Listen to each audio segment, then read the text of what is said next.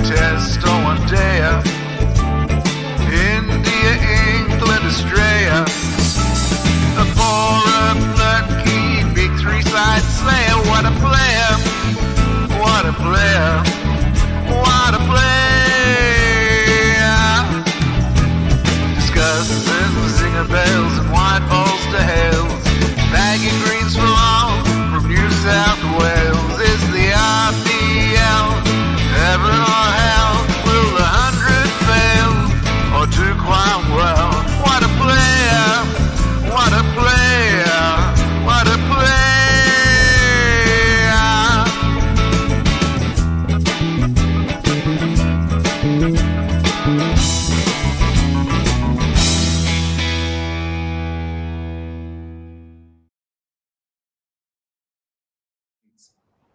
Definitely made a difference. So moving on from RCB to the Mumbai Indians.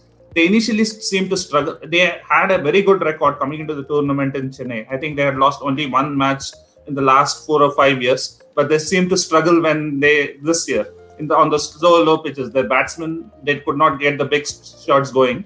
But moving on from Chennai to Delhi, they looked a completely different team.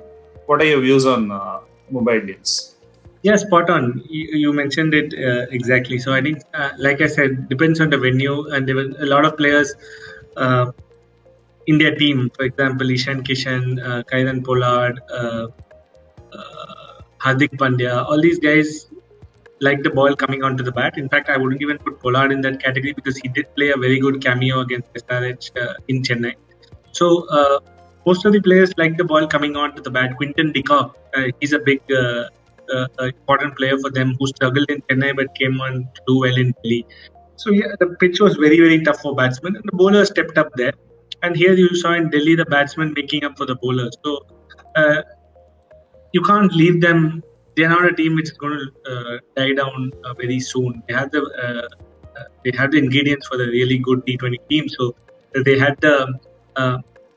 they took a bold decision to drop Ishan Kishan, who was the leading six-hitter from IPL 2020 and came to the Indian team, and nobody expected that. Right? So that's what happened. So in a way, Mumbai Indians, if you ask me, they were still the team to beat.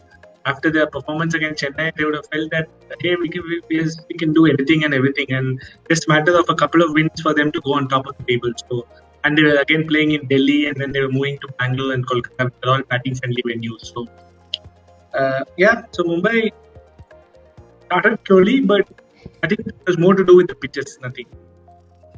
Anyways, they are known to be slow starters, and they pick up only after the tournament usually starts after the 4th or 5th game.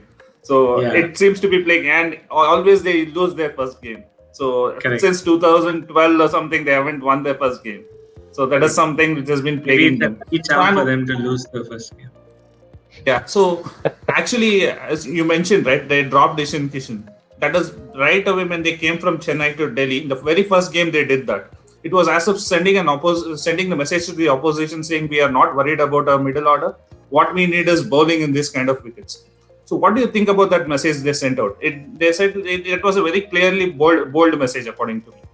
Yeah, correct. Spot on. They wanted to add batting depth and bowling depth as well. You saw one match Jimmy Neesham played because they wanted to extend their batting order in a very flat pitch against Chennai. Even though the bowling did not click, they knew that they had the batting. So they played Neesham, and like you said, they felt that Jayant Yadav may not be that useful in pitch like Delhi, so they dropped him. So they know their core, and the only person not in form in that top 7 was Ishan Kishan. So they had to drop him. So that's the kind of standards you set.